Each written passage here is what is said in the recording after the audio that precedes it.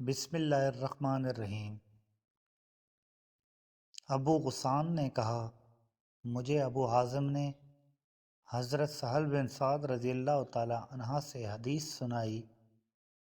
کہا، جب یہ آیت نازل ہوئی اور کھاؤ اور پیو یہاں تک کہ سفید دھاگا تمہارے لیے سیاہ دھاگے سے ممتاز ہو جائے، تو جب کوئی آدمی روزہ رکھنے کا ارادہ کرتا وہ اپنے پاؤں میں ایک سیاہ دھاگا اور ایک سفید دھاگا باندھ لیتا، اس کے بعد وہ کھاتا اور پیتا رہتا یہاں تک کہ اس کے سامنے اس کا منظر سفید ہے یا سیاہ ظاہر ہو جاتا۔